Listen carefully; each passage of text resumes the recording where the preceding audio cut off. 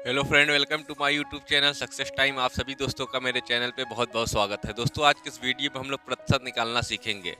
तो चलिए देखते हैं। दोस्तों, सबसे पहले हम जानेंगे आखिर प्रतिशत होता क्या है, प्रतिशत कहा किसे जाता है। दोस्तों, प्रतिशत का अर्थ प्रति सैकड़ा होता है। दूसरे शब्दों में हम कह सकते हैं कि प्रतिशत एक ऐसा भिन्न है जिसका हर एक 100 होता है।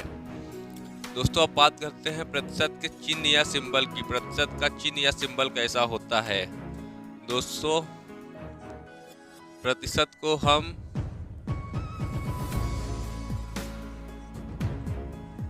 इस चिन्ह से दर्शाते हैं। प्रतिशत बराबर होता है बटा में 100 या 1/100। दोस्तों, आपके सामने एक सवाल है, 10 रुपए का 20% कितना रुपया होगा। चलिए इसको हल करते हैं। सबसे पहले हम लोग 10 उतार लेते हैं।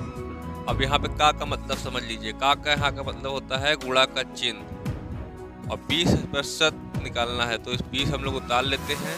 और प्रतिशत बराबर हमने क्या बताया था, बट्टा में 100, यानी 20/100। अब दोस्तों, नीचे के 2 जीरो से ऊपर का 2 जीरो काट लेते हैं। अब दोस्तों कितना बचा, 1 गुणे 2 यानी 2 रुपया।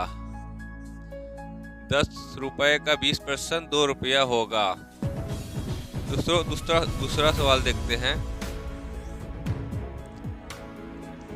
100 रुपए का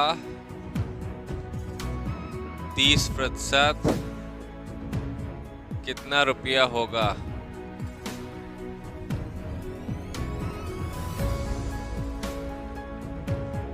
दोस्तों, चलिए इसको भी हम लोग हल करते हैं। 100 उतार लेते हैं। का मतलब होता है गुणा का चिन्ह लगा लेते हैं। तो कितना प्रतिशत निकालना है, 30 निकालना है। 30 लिख लेते हैं। प्रतिशत बराबर होता है बट्टा में 100, यानी 30/100। दोस्तों, अब नीचे के 2 जीरो से ऊपर का 2 जीरो काट लेते हैं। अब दोस्तों कितना बचा, 10 गुणे 3 यानी 30 रुपया। 100 का 30% 30 रुपया होगा। दोस्तों, तीसरा सवाल देखते हैं।